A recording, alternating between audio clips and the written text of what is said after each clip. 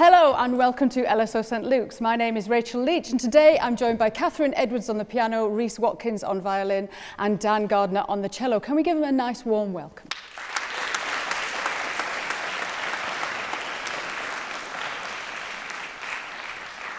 Together we're going to take a close look at Clara Schumann's Piano Trio in G minor. So I'm hoping that's the score that you got out of your bag a few minutes ago.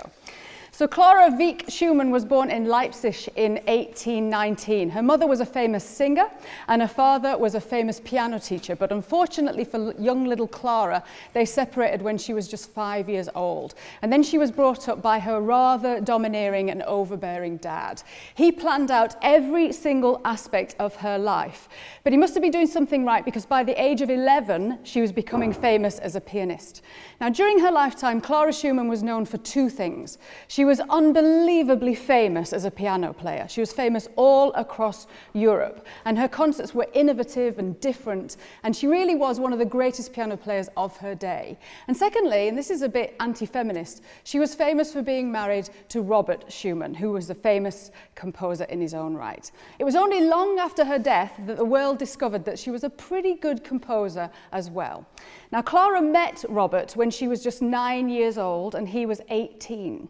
He was having piano lessons from her dad, and the two of them would play duets together because they were at roughly the similar standard. As soon as she was old enough to accept his proposal of marriage, she did. And by this point, she was about sort of 20, he was a bit older, and he was famous as a composer because he had given up piano a few years before. She was becoming famous as a pianist. Now, Clara and Robert married and set up home in Vienna and almost immediately started having children. Clara survived 8 pregnancies.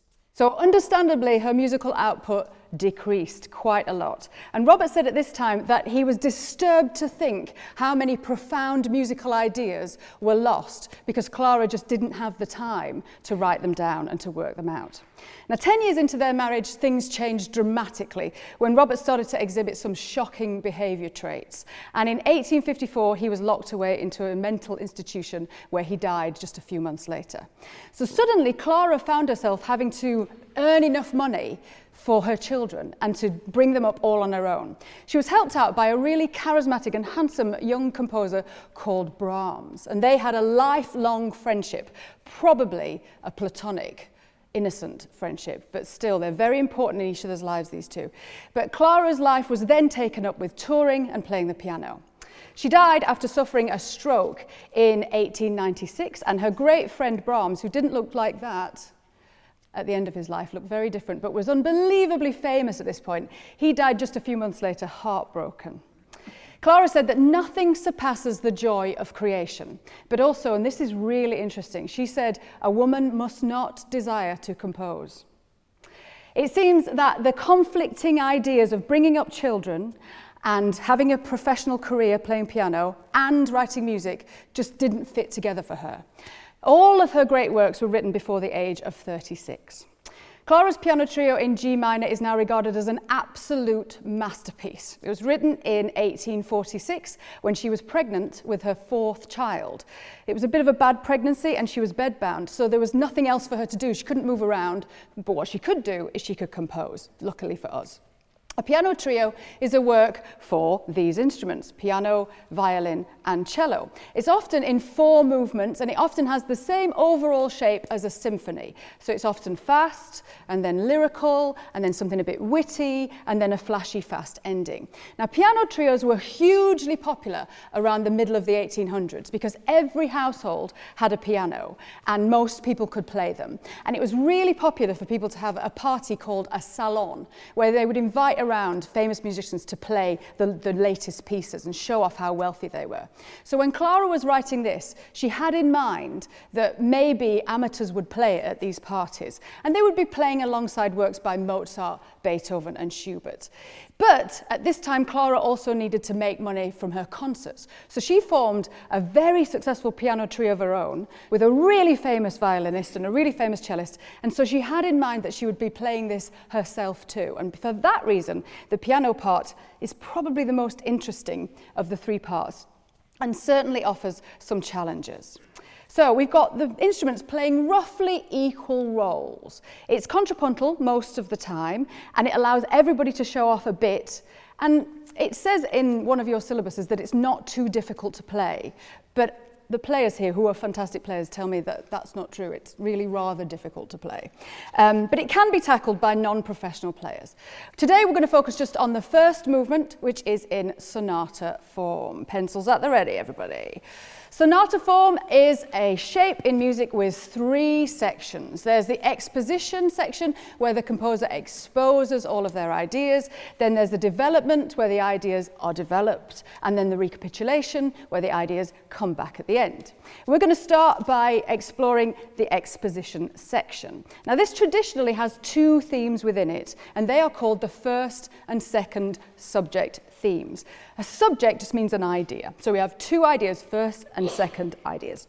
Clara packs a huge amount into her first subject theme. So we're going to begin by hearing it.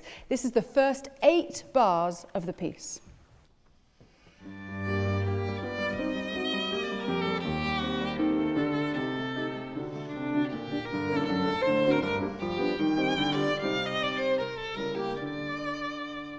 So we're in the home key of G minor.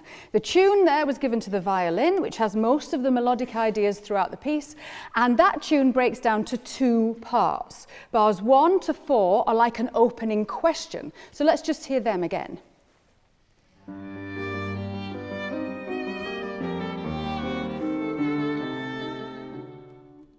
So we're going to call that little phrase 1A.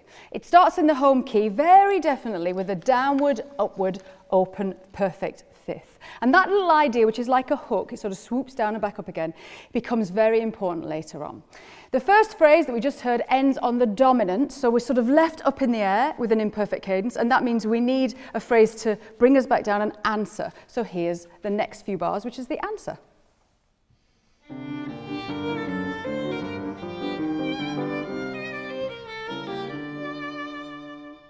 So that little phrase we're going to call 1B. That starts in the dominant and it ends back at home in the home key of G minor with a perfect cadence. Now 1B has a slightly more interesting rhythm. Look at those dotted quavers in bar 5 and they form a little sequence. A sequence just means you take an idea and you repeat it at a higher or a lower pitch. And underneath that the piano accompaniment has moved from rolling quaver chords, which we had at the beginning, to spiky offbeat chords. At this point the instruments have clearly defined roles. The violin has got the tune, the piano is accompanying, and the cello, apart from that beautiful note at the beginning, the cello is resting. So the texture here is homophonic. We've got melody and chords. Let's hear what happens next.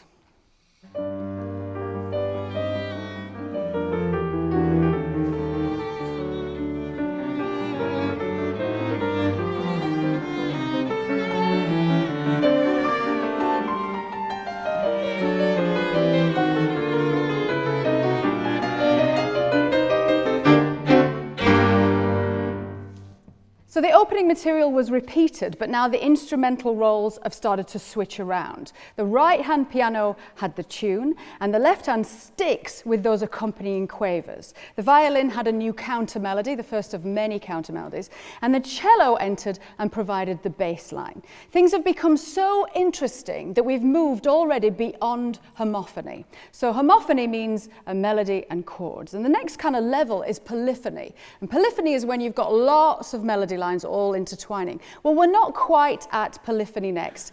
So this texture, and I just love this phrase, is polyphonically animated homophony. That's a new one for the new syllabus. Polyphonically animated homophony. You might want to write that one down. Polyphonically animated homophony. The opening tune has been developed further there, and it's gone from its original 8-bar length, and as it moved forward, some interesting things happened to the harmony. So at bar 11, we passed through an augmented 6th chord. At bar 14, the melody jumped up and down by octaves to reach a much higher place than before, and later at bar 18, there was some downward chromatic movement in the bass. The extract that we just heard ended with a classic perfect cadence, 1C, 5, 7, 1. Those are the chords, 1C, 5, 7, 1, and that's at bar 21 and 22. So we have heard the first subject, and then we heard it developed a bit. Now what we need is some clever linking material to take us to the second subject. So now we're going to listen on.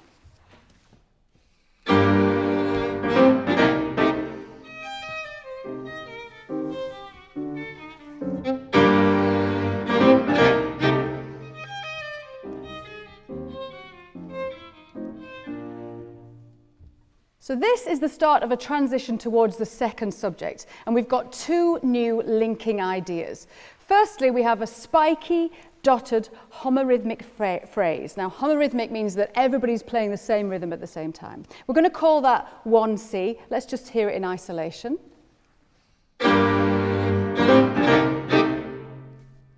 It's my favourite bit in the whole piece. And then we've got a fragmented falling idea with short little phrases starting on the offbeat that we're going to call 1D. Let's hear that bit.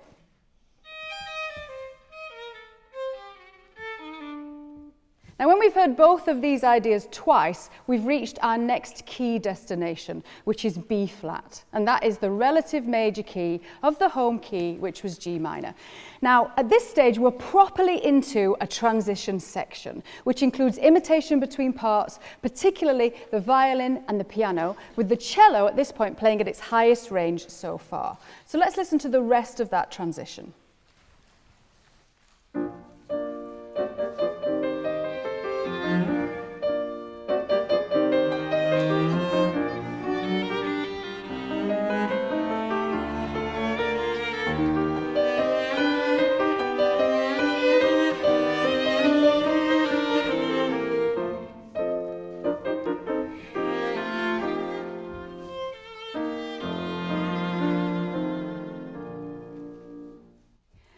So the second subject begins at bar 45 and starts in the relative major key of B flat.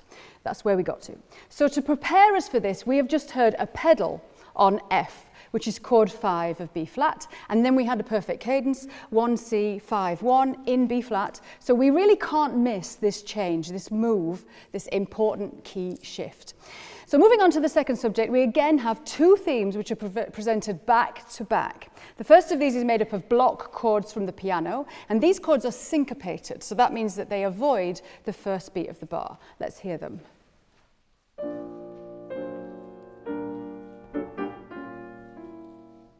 So we're going to call that little idea 2A, because we're second subject now. 2B follows and is contrasting in every way. It features upward repeated chords from the piano and a new string theme which just sketches out a rising diminished seventh chord.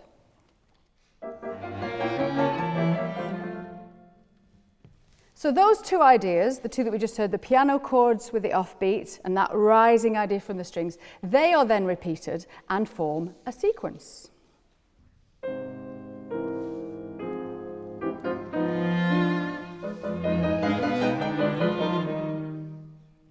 So remember, a sequence is a lovely little device where you repeat an idea but you start on a higher or a lower pitch. Sequence is a very useful little idea. That really might crop up somewhere else.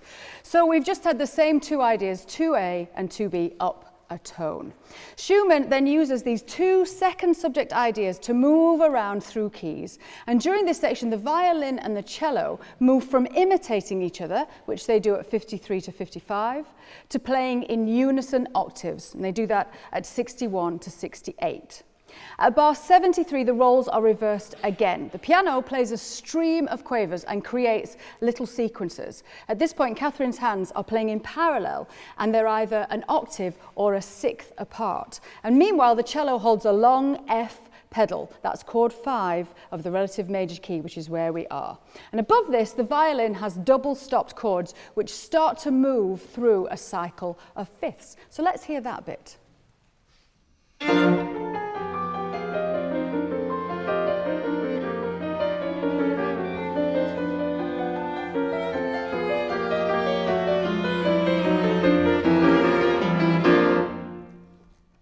So as we reach the end of the exposition section, there's some downward chromatic movement and more imitation between the strings before a wonderful and unexpected chord at 83. So find bar 83 because this is important. Now this chord acts as a dominant for the cadence in B flat. Let's hear it first and then we'll explore it.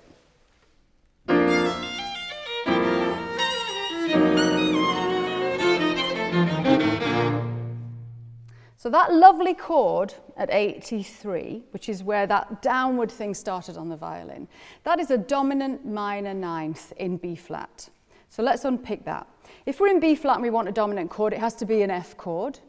We normally would add a seventh, which is an E flat, but in this chord we've added a G flat, which is the minor ninth degree. And that makes it really crunchy and sort of interesting. And when you start to add notes higher than a ninth, 11th, 13th, onto a dominant chord, that is called a dissonant extension. So the whole section from bar 73 is called the codetta. And codetta just means a small ending or the ending of a section as opposed to a coda, which is the ending of a full piece. And although the exposition is ending at this point, there's still time for one new idea. At bar 85, there's a new idea which will be used a lot later on, parallel thirds on the piano. So let's take a listen to that.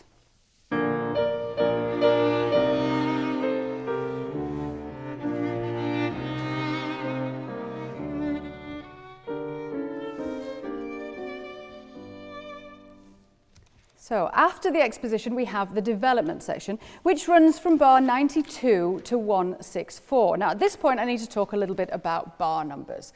There are several editions of this piece available. If you got your score off the internet, it might have completely different bar numbers from now on to if you're using the official A-level score. So I'm going to use the bar numbers that are in line with the A-level syllabus. If yours are different, there'll be one bar out. So that's a bit of a warning. It does get a bit complicated.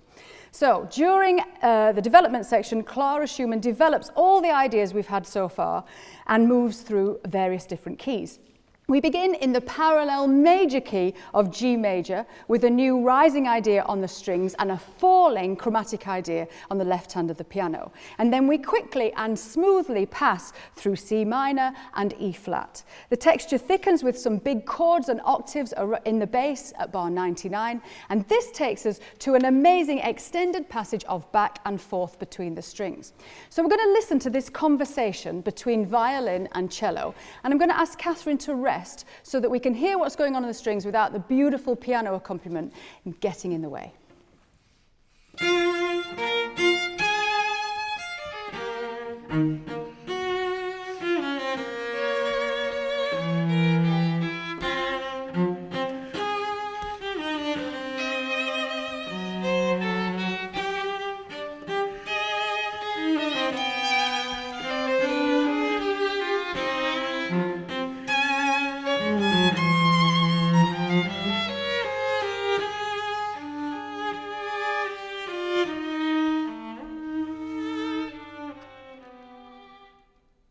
So I really hope that that material sounded familiar to you, because they were passing back and forward the very first idea we heard in the piece 1A, with its distinctive downward, upward, open fifth. And that was just going backwards and forward. You could hear it all over the place. And during that passage, did you notice that the interval between the violin and the cello gradually got narrower until they were just a third apart, with Dan playing some of his highest notes yet? And that gives the cello some extra prominence in the texture when the piano is in there as well. Now, during the whole section we just heard, if Catherine had been playing, she would have been playing some gorgeous chordal accompaniment, which starts at 107 with rolling arpeggios. And then it moves to parallel thirds. Remember the parallel thirds that we heard at the end of the exposition? They come in at 1, 2, 3. And within the harmonies, there are a couple of lovely diminished seventh chords at bar 110 and 114. There's more call and response. Posh word for that is contrapuntal activity. And that follows between the violin and the cello at 1, 2, 7. But we're still using that idea 1A. Now, the interval at the beginning, which has been up until now a fifth going down and up, starts to contract and expand to fit the harmony underneath. And at this point, the piano has some offbeat chords. If we move on to bar 139, we have one of my favorite harmonic progressions of all time, the cycle of fifths. Let's hear it first.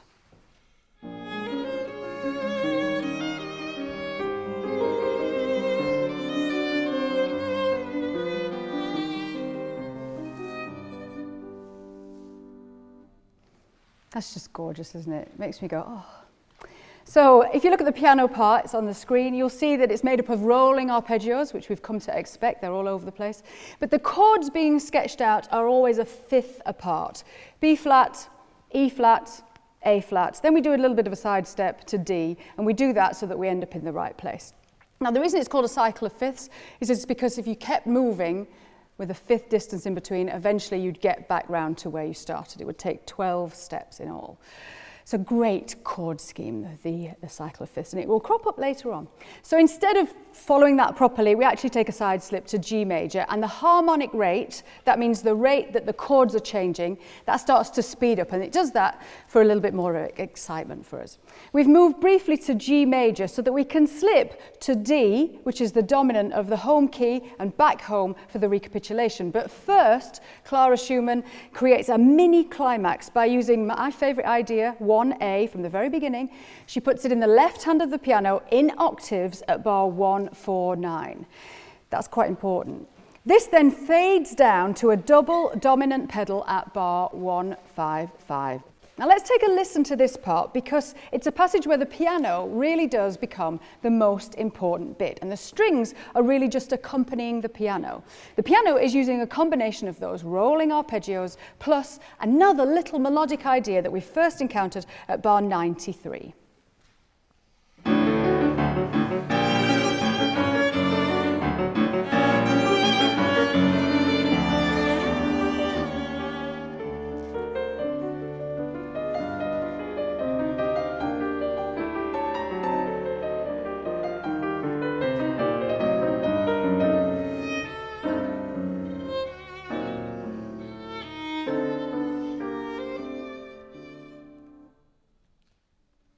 Exactly, thank you, somebody sang it in. You can really tell where we are that we are about to return to the beginning. We're left completely up in the air.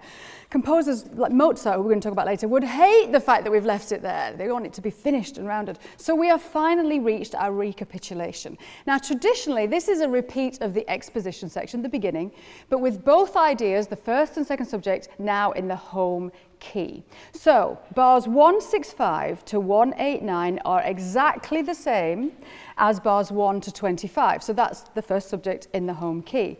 But then, rather than just moving the second subject into the home key as well, Clara Schumann manipulates the material and takes us to a really surprising place. So we're going to pick it up at the link between the first and second subject and see if you can spot where we've moved to.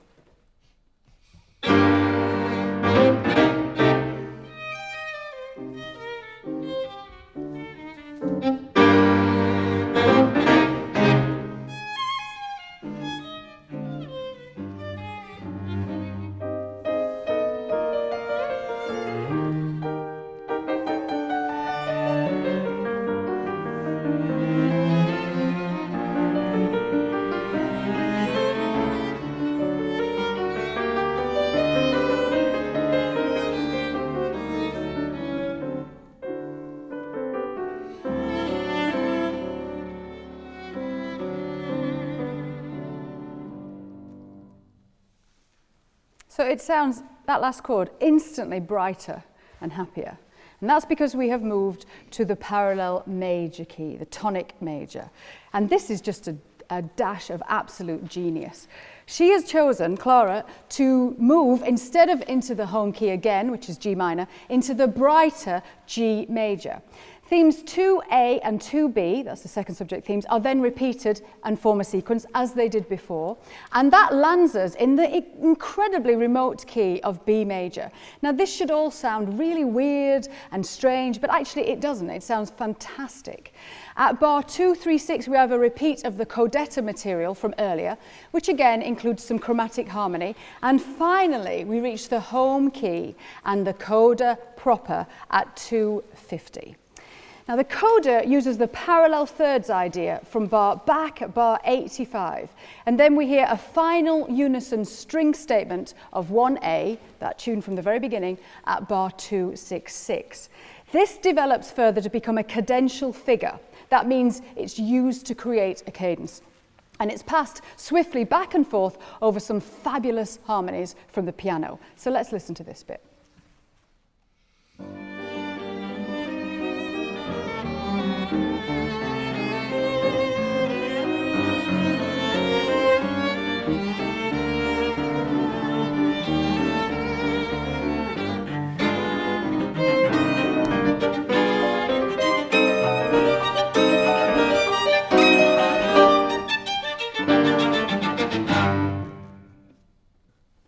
I just love that bit, it's fabulous. So near the end of that extract, the piano was alternating diminished chords with C minor, which is chord 4 of the home key, and then a different diminished chord with G minor, which is chord 1. Let's listen to the piano in isolation here.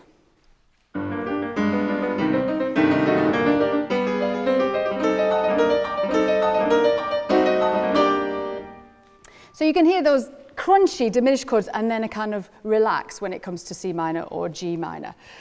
Now, if you were listening and looking at the screen carefully, you'll have noticed that throughout those chords, there's a G, a pedal note running throughout the chords, and that's our home note. So whilst the chords are crunchy and difficult and somewhat sort of jarring, that G is pinning us down in the home key.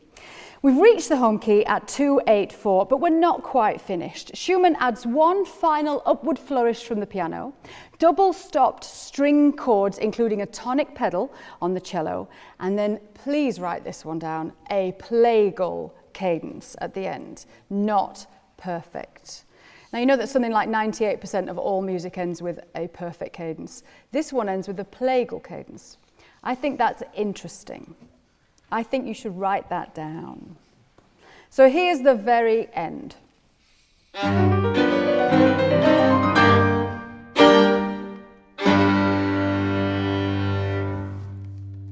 So let's sum up. Clara Schumann has written a piano trio in sonata form.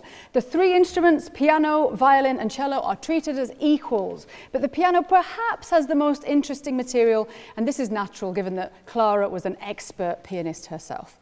The piano has melodic and accompanying material, the violin has mostly melodies and counter melodies, and the cello provides support for the bass, pedal notes, and sometimes is high up in the middle parts of the texture.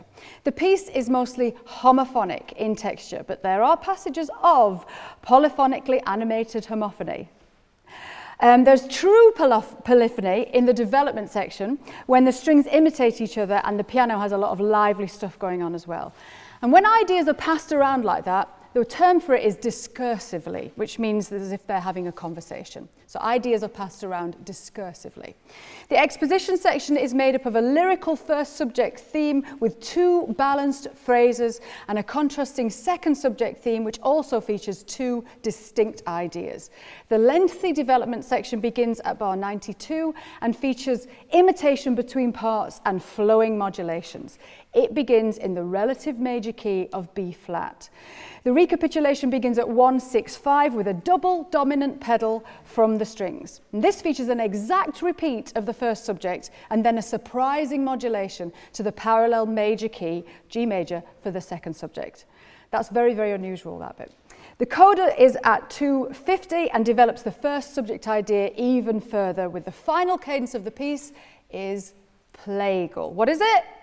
Plagal. Not perfect. It's plagal. So the harmony of the piece is tonal with some chromatic movement, diminished seventh chords, dissonant extensions. Remember that lovely chord at bar 83, that dominant minor ninth. There's also a cycle of fifths in there.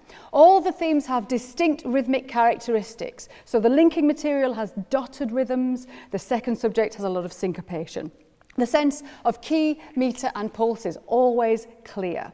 We are going to finish this section of our afternoon with a performance of the whole movement. We're not going to repeat the exposition section, so we're going to go straight through. And as you listen, keep an eye on the screen because we're going to flag up the structure as we go along.